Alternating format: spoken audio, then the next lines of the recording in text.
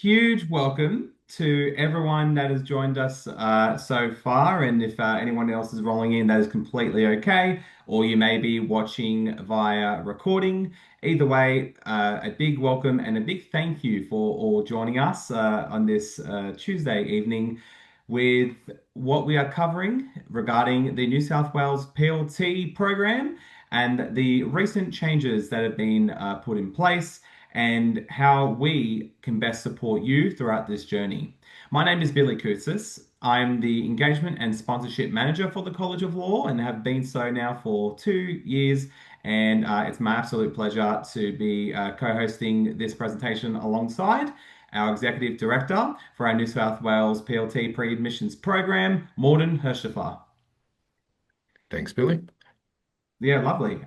So just to kick off, I best mention that throughout this presentation, there is actually a Q&A box that you can refer to in the Zoom toolbar. That Q&A toolbox is, of course, your chance to ask any burning questions, urgent or not. We will be there to answer it and help you and support you in the best way possible. We actually do have a colleague of ours who will be answering those questions throughout. So you can guarantee your questions will be answered not only throughout the presentation, but we will also have a dedicated time for questions and answers at the end as well, especially for some of those more curveball like questions. And I'm sure everyone has many, many questions. So don't be shy. Again, we're here to support you in the best way possible.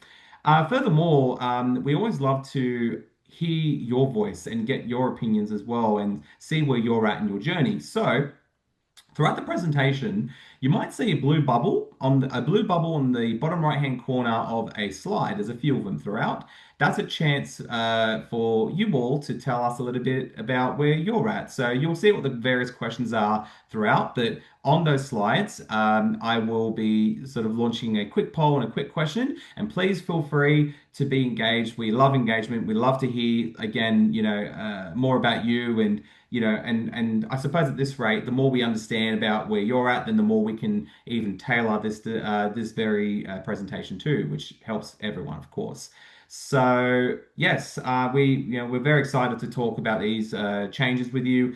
We want to make sure you all walk away with as much clarification as possible, as you better understand what the PLT or Practical Legal Training Program looks like at the College of Law. Without further ado, I'd love to pass it on to my colleague Morden, who will take you through the whole presentation. Thank you. Thank you, Billy. Look, just at the outset, I'd like to say that normally when we do presentations like this, I always prefer to do them in person, or if we're doing them online, I like to do it in a meeting format so I can see you, so I know who I'm talking to. But unfortunately, because of the size of this and the nature of this sort of special presentation, we're doing it as a webinar, which means unfortunately I can't see you and I can't ask the usual questions I do at the beginning, which is who's in their final year, who's in the penultimate year, where are you from, all that kind of stuff.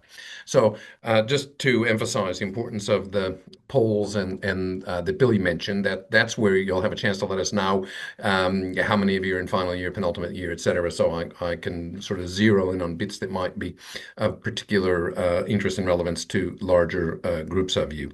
So look, let's get into it. That's what you're here for. So Billy, if you can go to the next slide, that would be great. So look, of course, it's a virtual presentation. I'm sitting just above Town Hall Station in our headquarters in the CBD, which is Gadigal country. You're all sitting wherever you're sitting, spread throughout the state. So on behalf of college, just like to acknowledge the traditional custodians of the land wherever you are today, and whichever is particularly unique and relevant to you. We pay our respects to all elders past and present, also to all Aboriginal and Torres Strait Islanders, people who are with us here today as we hold space for the next hour, and we thank you for warmly welcoming us to country. So next slide, Billy. Thank you. All right. So what we're going to cover, this is a little bit more than our usual PLT presentation, so I apologize in advance if I seem to be racing, and that's probably right because I am racing because we don't want to keep you any longer than possible. So we'll just go a little bit now. Billy, your polls just come up and block the slide, so do I have to answer it to make it go away? Here, I can close it. There it is. It's gone. All right. So, as Billy said, it'll be partly general PLT presentation. What is it? Where does it fit in? How does it work at college? But then we'll be focusing on the all-important changes here in New South Wales that were brought in at the beginning of the year, and go into a detailed look at what all that means for you and what your options are for your next steps and that going forward. So next slide, Billy. Yeah, just before I do, Morton, just a Oh, simple. sorry. See, I'm Yep, we have one some answers slide very in and I've quickly. already blown it. I didn't say, yeah, now Billy's going to ask a poll question. No, we actually have answers already, which is fantastic. So I love the engagement. Thank you for those who've jumped in. So where's everyone at? Basically, is the first question. So we have a majority of people mentioning that it is something that they should probably understand soon, which is great that you're here. All the more reason. Most people, the second most people state that it's their current hyperfixation, and I tell you that much when there's a lot of details to learn and you want to know everything that's coming, that's completely understandable. We don't have many people, though, saying it's a future problem, which is a good thing. I guess most people are prepared, but at the end of the day, we completely understand throughout your journey. If you just haven't had a chance to, we know what life of a law student is like. We completely understand that as well. So, some people have mentioned, yeah, it's a confusing but necessary step, annoying but manageable. Fair enough. Either way, you'll gain a lot more clarity after today. So thanks for that, and two more polls to go throughout. So very curious to see what you're thinking.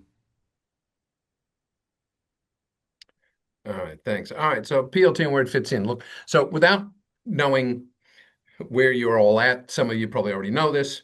Others, it might be quite new to if you're fairly early on in your law degrees. So basically, the way admissions have been governed here in New South Wales is, and there's no indication this is going to change in the short term, although there are some changes, obviously, that we'll talk about later. But essentially, there's two bits. You learn the theoretical stuff. You get your degree at your law school that you're working on now. Then when that's finished, you need there's the practical bit at the end, which is the where we come in, and that's just to provide you with the skills that you need to put everything that you've learned at law school into practice. For many of you, it's the stuff you thought law school was going to be about, interviewing clients and going to court and drafting documents and making submissions and cross-examining people. Most of you have now learned that while you might have some exposure and experience with that at uni, in every uni, there's 42 unis in the country, about 15 in New South Wales that feed into our program. They've all got different orientations to their course. Some are more practical than others. So some of you might have some experience with that already, or you've done it at work. But for the most part, you need to learn quite a bit more in a relatively short period of time about how you actually do the stuff lawyers do every day. So that's where we come in. And then there's no exam or anything like that. If you've got your law degree and you've got a certificate of completion from us, you've got everything you need to get admitted. So you submit that, you lodge your application for admission with the regulator here in New South Wales, the LPAB. And look, there are some requirements around that they govern, things about disclosures, affidavits as to character, things like that.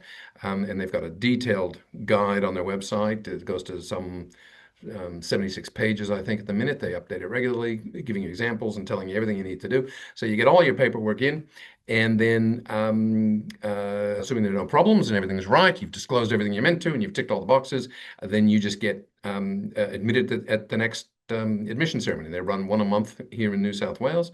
So our job is to get you there as quickly as possible, in a very short turnaround from the end of our course to when you've got what you need from us to be submitting your documents, and you could be getting admitted, in an admission ceremony as quickly as a couple of months later from when you finish our course.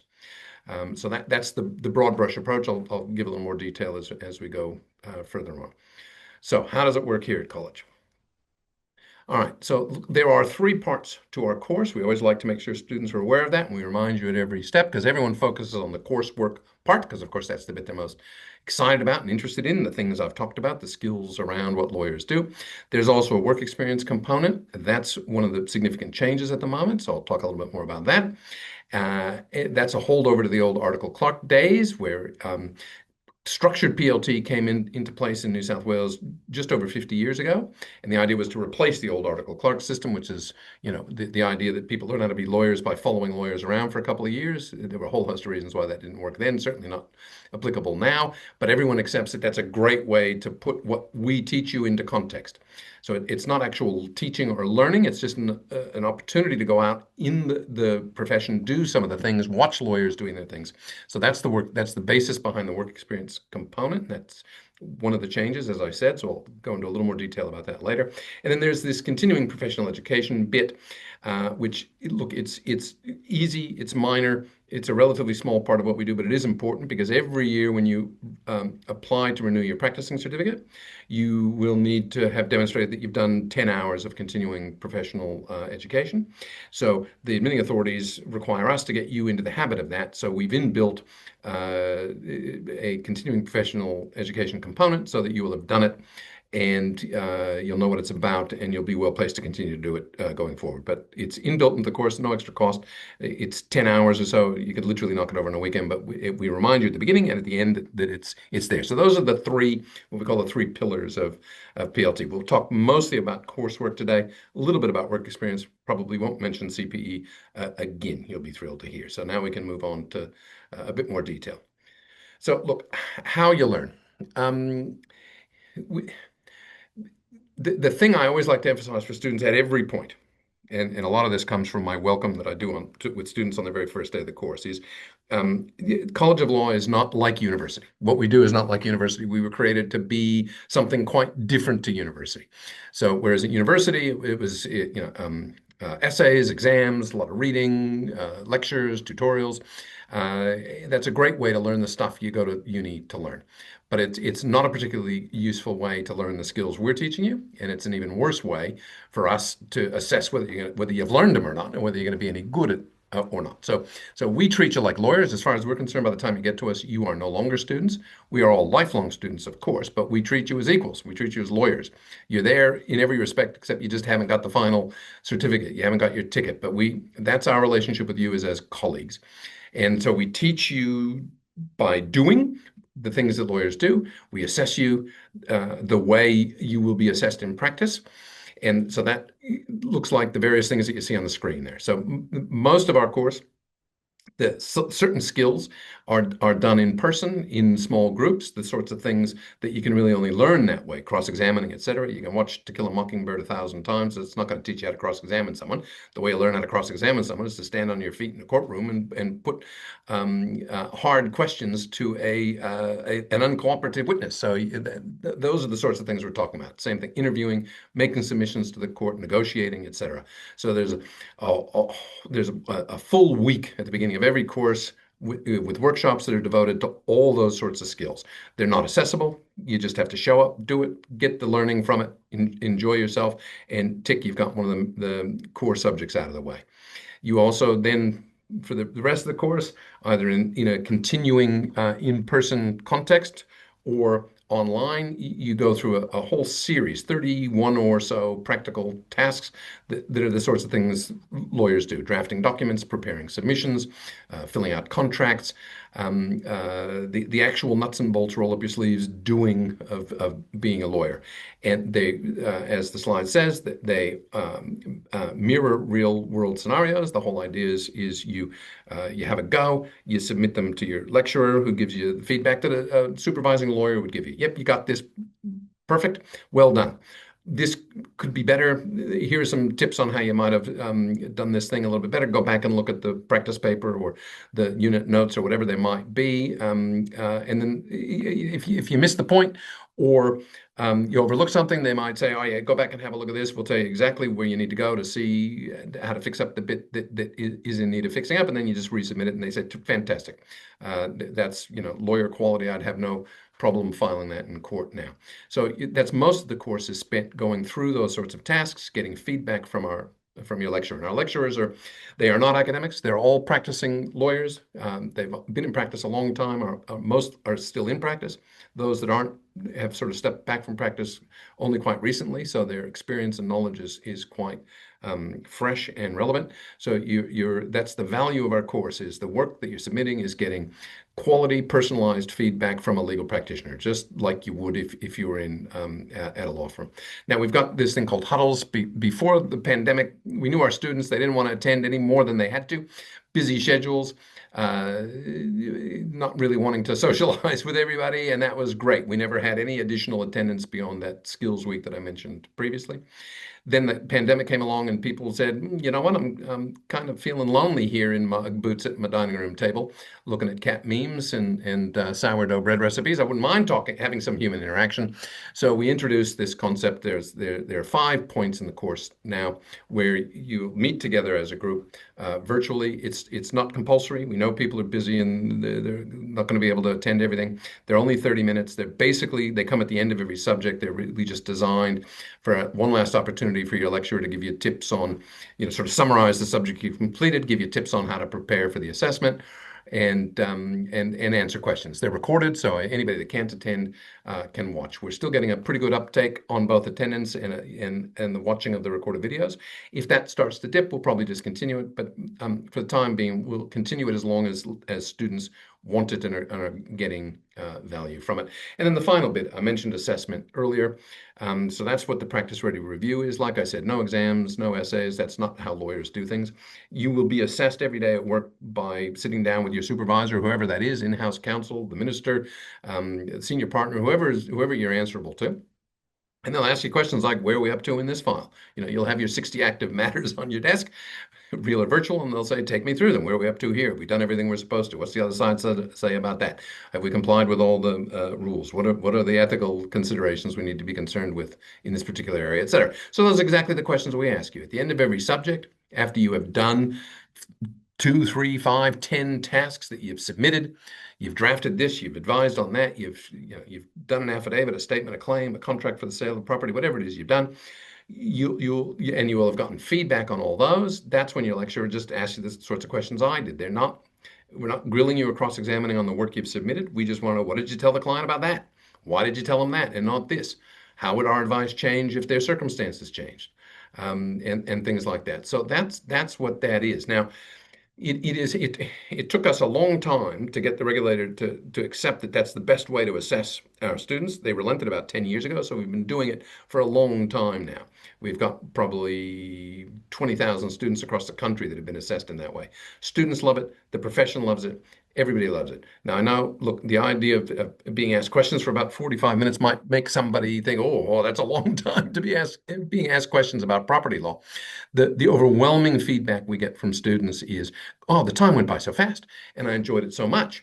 Because there are 6 points in the course where that happens, and that's you're having an opportunity to talk to an actual lawyer for an hour at 6 different points in our course. That kind of exposure to the members of the profession and the benefit of that wisdom and experience that you get is terrific. I've got to tell you, it's an outrageously expensive thing for us to do to have somebody sit and have a chat with you for 45 minutes 6 times during the course, but it's worth every penny. We could save millions if we stopped doing that, but we can't. We won't, because it's one of the best bits of our course right now.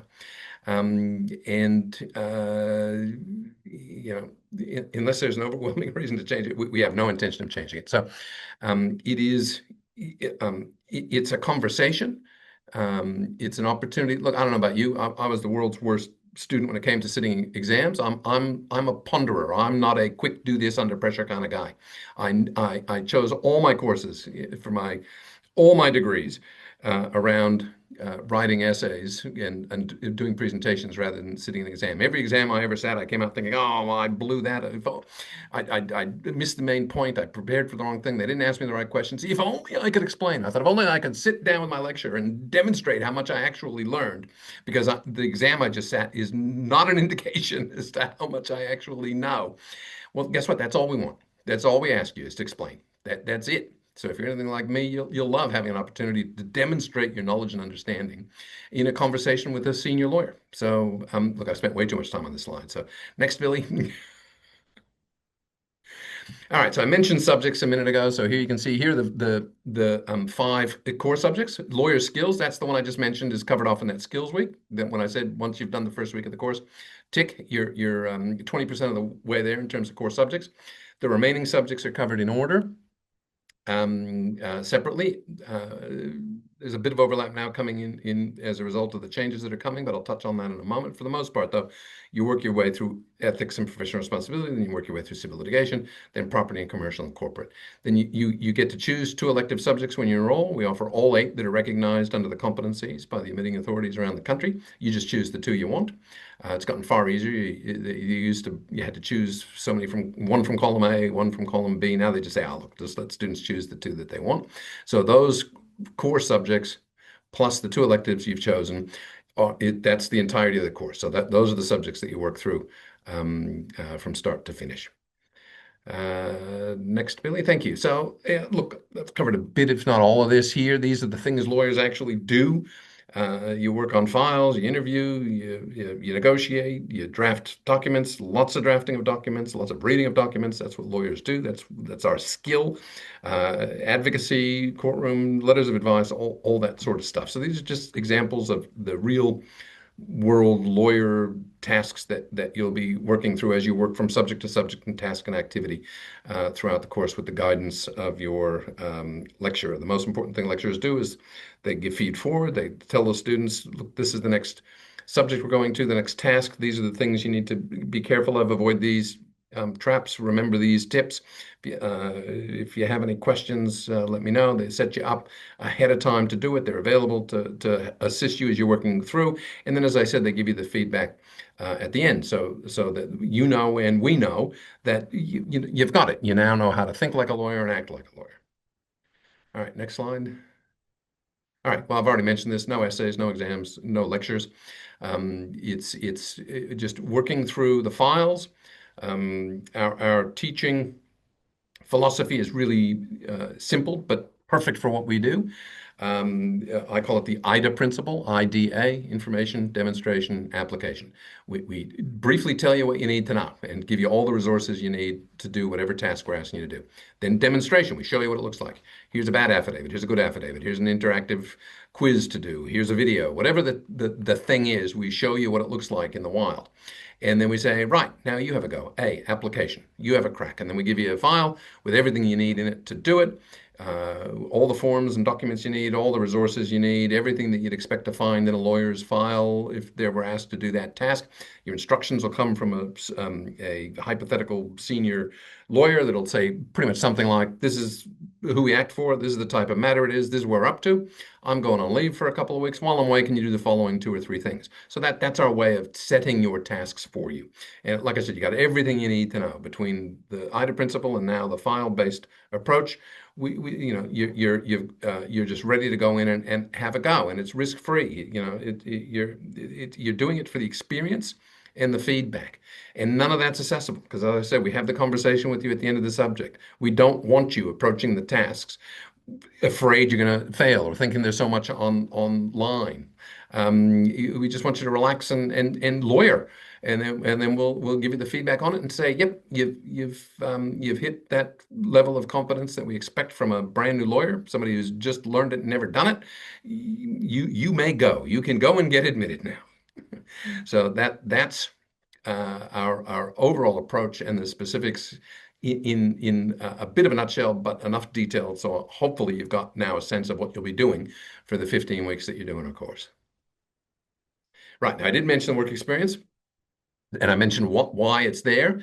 Here's this little detail. You just organize yourself a placement out there. There's tons of them. We've got a jobs notice board. We work very closely with the profession and make sure they know and comply with their obligation to take junior lawyers on so that you can get the experience that you require.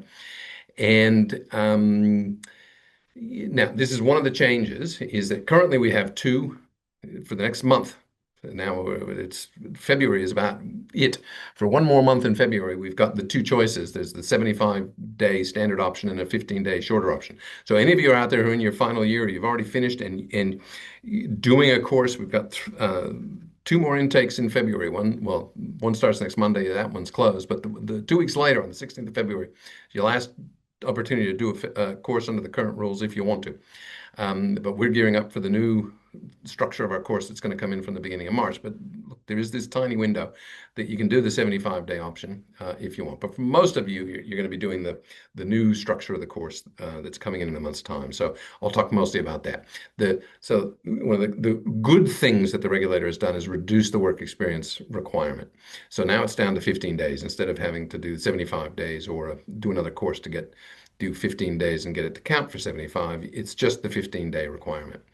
It needs to be done either while you're doing a course or afterwards, and that's it. That plus the coursework component and the CPE component that you've done is all you need to do. That's that third pillar. So I imagine there might be some questions around this. So I won't say too much more now. I'll see if Ellen might already be answering questions, and Billy as well. But look, if there are any residual questions about this, I'll deal with those at the end. All right, so here's some examples of things that count as work experience. It's not just getting a clerkship at a big firm. In fact, probably only 10%, 20% of our students satisfy their work experience that way. As you can see, there's clerkships, but there's also paralegal work, volunteering at CLCs, working in-house, government departments, judges, associates, tip staff, barristers' chambers, DPP, tribunal members, in-house, and there are others. A large accounting firm that has a legal team, etc. So plenty of ways and opportunities to get your work experience. So we work with you through all that. Next slide, Billy. All right. Well, look, I mentioned CPE and said I wasn't going to mention it again, but then here's a slide. So, look, not much to say beyond what I said before. Just remember that it's there. It's really useful. It's our way of doing two things. One, satisfying the CPE element, which is what the regulator wants, but also the profession tells us, oh, there's so much more we want new lawyers to know that go beyond what you have to teach them. So this is where we put that stuff. So this is things. It's a sort of a value add in our course. You're learning about the financial literacy of clients, how to read balance sheets and profit and loss statements, so that you can, when you're acting for clients, you understand their business and you can speak their language. You're not just coming at them from a purely legal, potentially obstacle standpoint. You actually know how to answer their questions based on what they're trying to achieve and the like. So that's the extra value in the CPE. All right, next slide, Billy. All right, now here we get the $1 million question. Well, I've mentioned a few times already that the world is changing in some significant ways from the 1st of March. So let's have a look at what's changing, what's staying the same, and what that all means for you after Billy does the next poll. Yep. So that next poll has been launched. It's actually would be great to hear what you have to mention before we dig right into it. We've already had over 10 people answer. That's nice and quick. Thank you all. So the question is, what have you heard so far?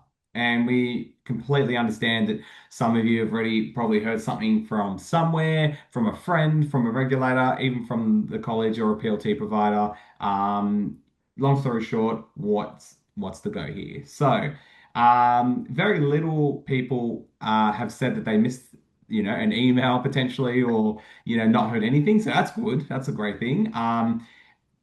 Most people, though, have mentioned that they know something's changing, but not sure what or why. Hence, we're about to get into that right in a sec. But yeah, again, wherever you're at or whatever you've answered, it does not matter, because at the end of the day, everyone is, different journeys and different ways of access, and sometimes you just don't get to it, right? But either way, some people do feel across the changes. Some people have opinions. I'm sure many people do. And I think one thing I'd like to clarify there is, what questions that Morton and I have commonly received is, are the changes good or bad, right? And as much as you want to hear an answer, it's really down to how you perceive the changes. Some of these changes may work well in your favor, and you may say, "Great, I'm happy with much less work experience," as Morton stated before. Or you might say, "Oh, I kind of wish there was more experience because I want kind of more days on the job before sort of being admitted." But realistically enough, um, we are very confident that you will all do your best to make the most of the changes, especially with the flexibility that the College of Law offers to support you, so that we support you to be able to, again, make the most of it. But yeah, overall, it's sort of down to how you perceive it, but I'll let Morton take care of that in a moment. So again, thank you all for engaging. Yeah, back to Morden for the changes. Thanks, Billy. All right. So, well, the first thing is just to, again, put some context around this. So, the LPAB, there's some minor tweaks along the way, but essentially the key changes are as I mentioned previously, that skills week, which is the 5 days at the beginning of the course where you're doing the various workshops, advocacy workshop, negotiation, interviewing, those sorts of things. That used to be the only physical attendance that was required for our course. And the rest moved into the online environment where you worked through the various subjects as I illustrated and gave details about before. Well, the regulators decided, partly due to COVID, partly due to just what their view of where the best, deep, good quality learning takes place, is they've said, no, look, we really think students need to spend more time in each other's company and in the company of the PLT providers to do more hands-on in-person stuff. Now, before the college and others moved online, and it goes all the way back to the late 90s, we were the first one to bring in online learning. We actually gave our students as they were leaving the fifth day of their on-site, we handed them a laptop and a set of CD-ROMs. If you don't know what those are, ask your grandparents. But so we pioneered virtual learning long before the internet existed, before there was anybody had heard email, before any of that was in place. We were already assisting students whose lives were changing. To thank you, whoever put that laughy face in, to be able to have the flexibility. We knew the world was changing. We knew students, what the way they preferred to study and the way their lives allowed them to study. We knew all that was changing as early as 1995. So we've been out at the forefront of this. So, but we've always known. Prior to that, we had it was a 6 month. Everyone came 5 days a week, 9 to 5. It was all done in person. So we know the value of that too. So we have no particular view on these things other than making whatever the requirements are work for students. So we don't view this as a good thing or a bad thing. We see the good in it and we see the bad in it. And when I say bad, I just mean the inconvenience of it for some students. We know not all students are alike. Some students are jumping at this, saying, "Look, I want more time in the classroom. I think 3 weeks is great. I'll do even more." And it's terrific if your life allows you to do that. But many of our students, we appreciate, can't. We know you're working multiple jobs. Some of you are caring for children, for elderly parents, and we know that look, that aspect of it's probably going to be the most challenging part. So that's why when we get to more detail about the structure in a minute, we've come up with as many ways as we can to make sure you've got a choice of something that actually fits your life. So we knew these changes were coming for 6 months or more. We interviewed our then current students from the middle of last year. We probably had interviewed, we had all sorts of questionnaires and surveys. Some of your friends might have told you that this was coming and that they participated in the surveys. So we've had a pretty good idea. We were asking our students, if you had to attend 15 days, 3 weeks of face-to-face learning, which of the following models would work for you? So we got a really good insight into our students. We're going to be running these new courses from March, as I said, and we're going to be gathering data and surveying our students to find out why they chose the course they did, what worked, what didn't. We will be pivoting, course correcting, learning, evolving. We're going to find the pain points for our lecturers, for the students. We are absolutely committed to upholding our approach for 50 years, which is the most important thing is the best PLT program in the world is no good if it doesn't fit students' lives. So we know we have two things. One, deliver the best quality program we can, and two, make sure it works for you. So we will be surveying you. We feel free in the chat now to drop any kind of comments in because we want any intelligence we can get from any source at any time. So that's the first bit. It's going to 15 days of on-campus learning. Now we're going to offer that in about 7 different ways, and I'll get to that in a minute. And then, as I mentioned before, one of the key things for you guys is and partly to compensate for this is to reduce the 75-day work experience component to 15 days. So you don't have to, so it's sort of, all right, we're going to potentially make your life a little more complicated over here, but we're going to make it a little bit easier over there. And as Billy said, and as I said, it's going to land differently for you depending on your personal circumstances. So now let's get into a little bit of detail about how we're going to be delivering it to our students from the beginning of March. All right. Well, the first thing is, well, as I've said, look, it's the LPAB that brought this in. We've been working closely with them, consulting for a number of years. Safe to say, we agree with a number of the things they're doing. We have different opinions on some. We've been having full and frank discussions with them, and we will continue to be over the next 2 years. When we meet with the LPAB almost monthly, we're a driving force behind all these changes.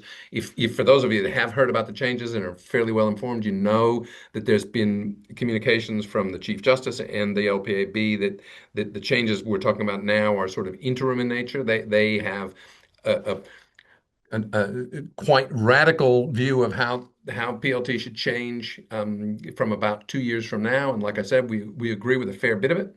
There are some things that we have an honest difference of opinion, but we are working closely with them. We're their key partner in designing and driving all these new structures. But that's 2 years down the track. So those of you that are in first, second, or third year, everything I'm telling you now might change dramatically by the time you get to PLT. But for those of you that are going to be doing your PLT in the next 2 years, which I imagine is most of you, we usually get final and penultimate year students at these sessions more than other years. But it's all being driven by the LPAB, and we are the most significant partner in designing those changes with them. So now, next slide, Billy. All right. So, and I'm probably already focused on most of this. Shorter course. So previously we've had a full-time and a part-time course. That's going. There's a comparison slide coming up that'll make those changes clearer. More face-to-face learning, as I said, 15 days of attendance, either here or regionally. That's part of a very important part of the way we'll be delivering the course. We've already been delivering courses around New South Wales for 15 years or so. We run courses up at UNE in Armidale, at Southern Cross University in Lismore, and in Coffs Harbour. We run courses down in Wollongong. We run a number of courses out in Parramatta, not that it's regional, but it's the geographic heart of the city. And if there's going to be 15 days of compulsory attendance for students that from the mountains or further sort of in the Greater West area, we bring our course to you. So that will continue. And as I've already said, the less work experience required, and we're still fully approved and accredited in New South Wales, as we are in every state around the country, and nationally recognized. I don't think we have a slide in this presentation that we normally do, but about 85% of students in New South Wales are coming through our program, and there's a reason for that. Most of the large firms around the country have us train their grads in-house. They could go at any time. They choose to stay with us because they recognize what we do. But more important, I mentioned that not so much to brag as to just comment that that's one of the ways we stay ahead of the curve. We don't just teach you things that we taught 10 years ago. We don't teach you the skills that lawyers needed when I came to the profession. We are close work with the regulator, with the profession, with the judiciary, with the law schools, with every major stakeholder in the state and around the country. The value to us, which translates to the value to you, is they're telling us what the skills are that they need from lawyers or anticipate needing from lawyers next year, 2 years from now, 3 years, 5 years from now. As you'd imagine, so much of that revolves around Gen AI, but it goes way beyond that. So that's how we know to what skills we need to teach you. You don't even know you need to know this yet. Your employer might not even know that you need to know this yet, but they're in the process of figuring it out. But we're equipping you for what the profession is going to look like 3 years from now, 5 years from now. So you are prepared for that. So from the regulator on down to the sole practitioner in the suburbs, we will talk to anybody and everybody to find out what does the lawyer of the future need to know. So we make sure that that's what's in our curriculum. So that just goes to point 4 on this slide. Okay, next slide, Billy. All right, now, so it's staying the same. Well, it's still built for balance, even with the essentially tripling of the face-to-face requirement. It's going from 5 days to 15. So that's still only 20% of the course. That's 3 weeks out of 15. So you still have 80% of your courses online. And that means, and as I said, other than the conversations that, the assessments that you'll pick, the file ready reviews, and the huddles that are optional, you have plenty of notice of the things that you need to do, and the rest of the time you're working at hours that suit you. We know who our students are. Most of you are working multiple jobs. We can see the time you're submitting your activities. We know they're coming in at midnight or on a Saturday or on a lunch hour because we know that's the time you have to do that. And 80% of the course is still designed around your lives to give you that flexibility. We have start dates throughout the year. We're not tied into uni timetables. We've got at least one course starting every month of the year. The busy months from the end of November to the middle of March, which is when most students still come into our course, we've got 2 or 3 start dates in every month. They're all up on the website. You just pick the type of course you want, the start date that you're after, and the wait time is minimal. As we've said, practical from day one. None of that's changing. The content of a course is exactly the same from March 1 to now. All that's changed is some of it that you used to do online, you're now going to be doing in a classroom with a facilitator, skilled facilitator, or lawyer, and other lawyers to deepen and enhance that experience for you. There's nothing like having no substitute for having a lecturer milling around the room as students are drafting a document or making submissions, and so they could look over your shoulder and say you're on the right track, or hang on, I think you might have missed an important part of the instructions. You seem to be spending too much time on something that's not really on task, and be there for questions. I started as a classroom teacher at college a gazillion years ago, and it was the most rewarding experience from my perspective. And I know that students value that time in a classroom with other students and lecturers doing things together. So that's going to be it remains. It will just be enhanced, and the support, as that's I've just mentioned that support plus all the other support. We've still got an IT department that's got 20 people in it, so that when you email I'm having a problem or somebody responds. We've got our student and customer engagement team, 20 odd people. When you ring, they answer the phone. If you send an email, they respond immediately. We've still got 20 people in our content design team they work all day, every day, just amending and updating our files to make sure they're fresh, relevant, interesting, and exactly what the sorts of things that you need to be doing. And we've been incorporating Gen AI obviously into so many aspects of our course now. That's being progressively rolled out as we amend our content. So those are the sorts of things that we're lucky. We've been doing it a long time. We're a big organization. We've got the resources to do it right. So it's not really a point of this presentation, but Billy mentioned the sorts of questions we're asked all the time. The question when we go to careers fairs or do talks at unis, the single biggest question is, well, what makes college different? Why should I do college as opposed to one of the others? Well, look, there are 1,000 reasons I can give you, but that's probably the key one.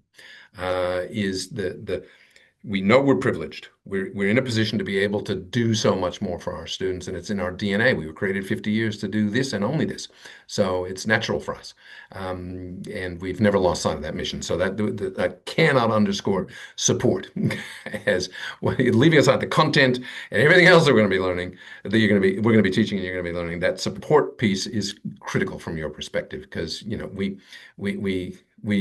look after you throughout the course and beyond. This is the bit that's probably less well known out there, is our commitment doesn't end at week 15 when we give you the certificate and you go off to get admitted.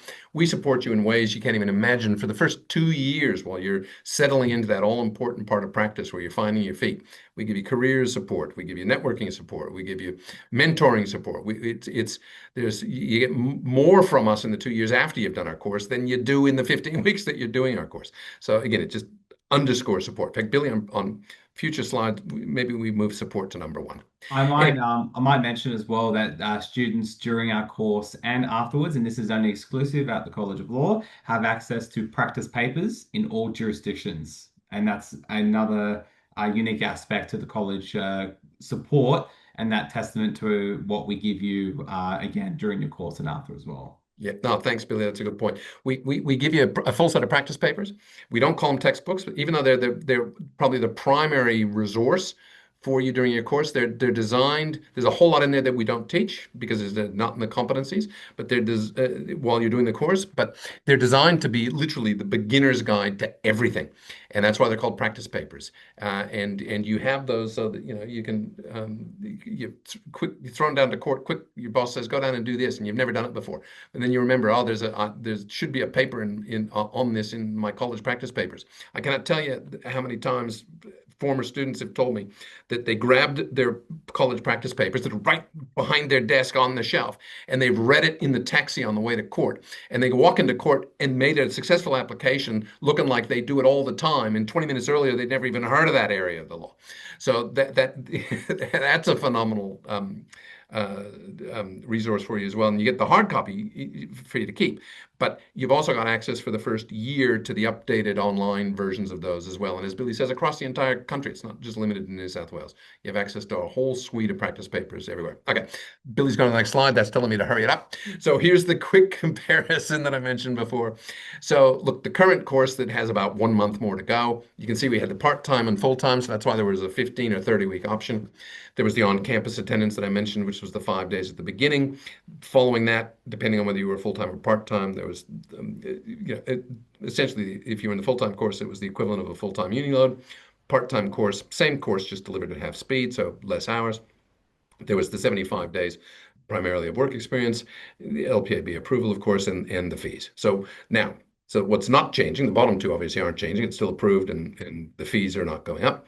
But now you can see the course length they're all now, it's just 15 weeks. It's got those 15 days of attendance, and I'll talk a little bit more about that in a minute. Is there more slides on that, Billy, or is this my opportunity to talk about the structure? Oh no, there's more slides coming. Okay. Um, so I won't get into it now. So I think I've covered everything on that slide. So now what does that mean for you? What's the course going to look like from Right, yeah. next month? Okay. So we decided based on just our thinking and experience and understanding of students, and I can't stress it enough, the feedback from your friends and colleagues that have done the course over the last 6 months, that everybody's different. We wanted to offer 3 clear options about how you do those 15 days. So all of these start with the 1 week of skills week that I mentioned before. So that's the same. The very first week is the same 5 days it's always been. Then the question is, how do we get those extra 10 days? So we said a lot of students will prefer, and they have lives that allow them to do this. They said, yep, just want to knock it all over. I want to come in for 3 solid weeks. So that's our 3 weeks on campus. So that's 3 weeks. And then that's it. The rest of it is online, just as it has been traditionally. So not a whole lot of change to what we're doing now, except a couple of weeks of online stuff have been brought into the classroom, as I mentioned before. But not all students can do that. A lot of students said, oh, look, it was hard enough to get 1 week, let alone 3. But we've been offering a 2 week version for a little while because some of you might have heard, you might have friends that did what we've been delivering and called our balance course, which was, and this long predates the requirement to have students come in for more. But a lot of students said, well, look, I can come in for another week. I love my first week here. I'd love to come in for a second week. Is there any way I could do a shorter course that had a second week of attendance? Well, enough students asked for that we did it. So for the last 2 or 3 years, we've been running a course that had 2 weeks of attendance, which then shortened it because there was that second week of intensive training because students said, look, I'm quite happy. I can organize another week, and especially if it means cutting the course down substantially. So we've been offering that, so we're continuing with that. So that's 2 weeks, which is that skills week I mentioned, plus another week of intensive work just in the classroom for 5 days. So that's a sort of a 2 week block, a 10-day block. And then the remaining, but a lot of students said, yeah, look, I could swing 2, but 3 was going to be a problem. So we're keeping this one. So then there's, for those students, so then the final 5 days, well, you just come in 1 day a week for the next 5 weeks. And we give you a choice of either a Monday or a Wednesday or Friday. So it's, to summarize, it's the skills week, the traditional workshops and things. Then it's 1 more week in the classroom of just going through essentially another subject, getting that knocked out of the way. Then you go into the online version, but you come in 5 Mondays or Wednesdays or Fridays to do the remaining 5 days, full days in the group, doing the group training. Then the final option for those students that really look, 1 week is it, can't do anything more than that. Well, then you come in for the skills week, and then the remaining 10 days it's just 1 day a week for the remaining 10 days. And that's on a Monday and a Wednesday and a Friday for 10 days. And so that's the how the 15 days, the three different versions of the 15 days, and within the 2 week and the 1 week, the three options of picking your day to be the one day that you come in, whether it's a Monday or Wednesday or Friday. Interestingly enough, I can share with you, I've been monitoring enrollments in these new courses closely, as you'd imagine. We've got about well, a statistically significant amount of students have already enrolled for our March course. The 1 day a week plus 10 days is they've got their nose out in front. About half the students have picked that option. The 3 week block surprised me. I thought this would be the least popular option, but almost as many have chosen that one. And the smallest group is the one I thought was going to be most popular. That was the 2 week plus 5 days that I just mentioned to you. Now it's really early days. We're going to be monitoring this, as I said, throughout March, April, May, June, and then we'll make an assessment in the middle of the year. Okay, which courses the students choosing and why, and we'll offer more of this, less of that, based on what you guys are telling us are your preferred options. But at the moment, we're getting good enrollments across the board on all three of them.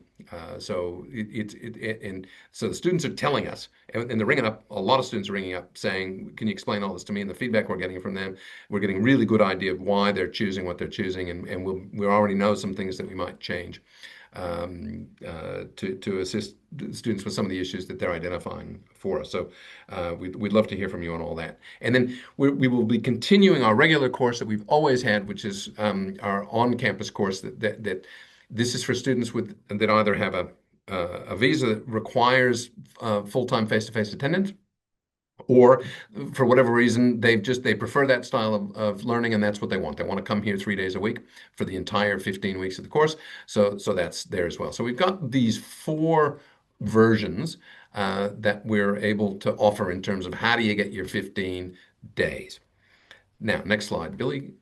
So as you can imagine, there is an exemption. We made it clear to the regulator, look, there are students who, for whatever reason, can't attend anything. We must continue to have the ability to offer an entirely virtual course to students who have a legitimate circumstance that's hardship that means they can't attend. So they've said that there are four bases upon which we can do that. Either you've got a disability under the Act, there's an illness or an injury, you've got significant care responsibilities or extreme financial hardship. So if that applies to any of our students, we will we're going to be running. We've been currently running at about 3 or 4 times a year. Our intention is to continue running it that often if there's a need. We just don't know how many students, because they've tightened the requirements a bit, so we don't know. We'll be running it at least twice a year. I imagine it'll be we might still have a need to run it 4 times a year. We might reduce it to 3 if that's what the market indicates. But in any event, we will continue to run that throughout the year. Now it will run to it's going to be a holdover to our current part-time virtual course. So it's the only course we're going to offer that spreads out over 30 weeks. It will start with just the 1 week of attendance of virtual skills week, and then it will be the remaining version of 29 weeks online, because we took the view that it would be counterproductive to take the most vulnerable students who are in the greatest need of support and force them to attend 3 weeks of Zoom workshops and other work and work to a full-time timetable requiring everything to be done in the 12 weeks after that. We thought that would be unconscionable, and the regulator relented. So we've got the ability to continue to offer this course for the limited number of students that qualify. So, and I mentioned regional courses earlier. I don't know if I gave much detail about it, but we've been running courses in Armidale, Lismore, Coffs Harbour, and Wollongong. We've given an undertaking to the LPAB because they know it's going to be harder for students to attend for some students, especially rural and remote students with these new requirements. So they've asked us to help them enforce this by continuing to offer our regional courses. So even though I now will need to be sending lecturers to all those regional places 3 weeks a year instead of one, so it's creating some scheduling and resourcing headaches for me, we are quite happy to do that. So we've committed to run a 3 week intensive, that one course at least once every year in those regional areas and twice in Parramatta. We will no doubt offer it more often than that, but we've given an undertaking to do it at least for that time. Now, it's understandable. I can't send lecturers to Lismore every Friday for 10 weeks. So things like that. So that's why the regional courses will only have that 3 week, 15-day intensive block on offer. I wish we could be even more flexible than that, but my head explodes every time I think of how am I going to resource a 3 week block, let alone sending somebody up there every Monday, Wednesday, and Friday in perpetuity. So though that's the exemption course. Tell me we're getting close to the end, Billy. Yep, we're getting close to the end, and I just might ask the last question, which really we have everyone answered, so thank you. About how it's all landing, how this is all making sense to you. What are your thoughts on that? So, long story short, we have an even split between two of the answers, which is quite interesting.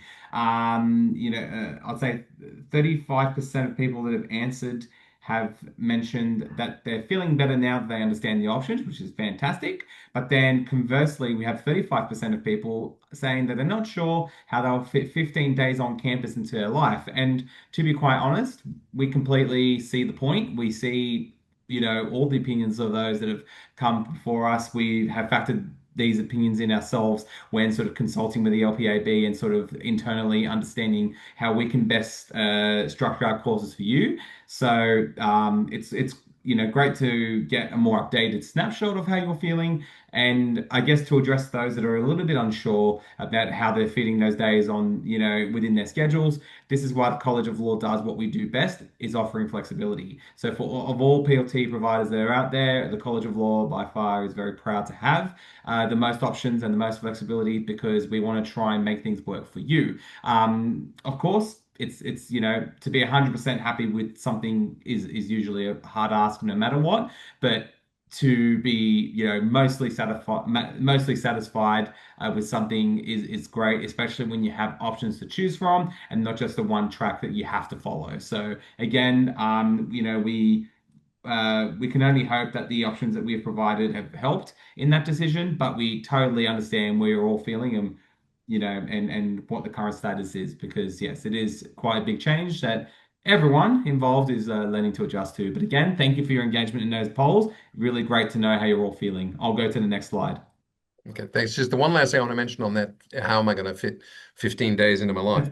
We actually we asked when we were doing all the polling of all those students over 6 months, we asked them another question and we asked them about a course that we're not actually going to be offering now. So I'll let you in on a little secret, but it stays in this room. Yeah, like that's ever going to happen. We actually asked them about weekends because we thought, look, we assume students do not want to come in and do anything on the weekend, but we have to ask them. And we asked hundreds, and they spoke loudly and with one voice. No way, no interest whatsoever in giving up my Saturdays. I do so much already, so I got to do. And they quite detailed answers. That's my day for Woolies shopping and sleeping and drinking and all the stuff we do on the weekends. So we thought, right, we won't do that now because we didn't want to confuse everybody with too many choices. We didn't want to have the other choices get lost in the noise. So we're holding that one in reserve. We've looked at it and we're prepared to do it if that's what the market comes back to us. Now, it could very well be because this was theoretical questions we were asking people who weren't affected. So it was easier for them to say, no, wouldn't come in on Saturday. You guys now have to do what we asked them to imagine.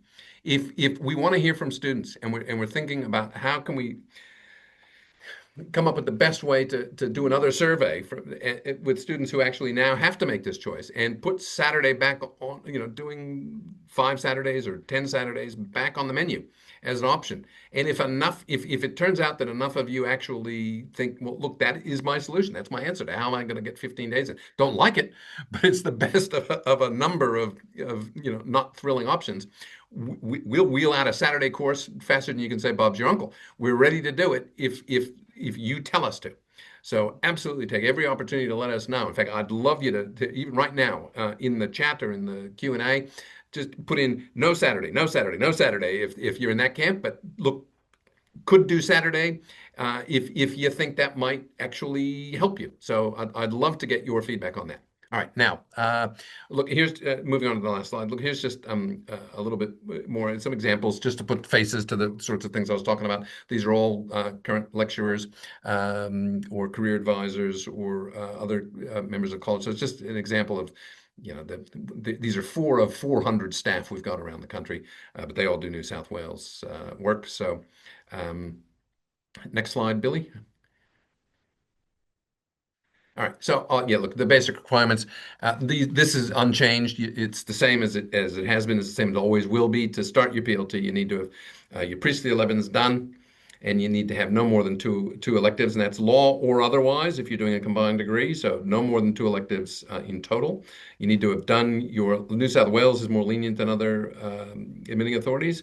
They'll let you start um, early, one semester early if you've got only the two electives remaining, or even if you've got everything done, say you sit your last exam in November, but you're not going to get results until January or February, well, you can start with this immediately. As soon as you're finished with it, even if you haven't passed, you haven't got a transcript, you haven't got your degree, you just need to show us before the census date of your course that you do. Other states require students to have passed, got their results back.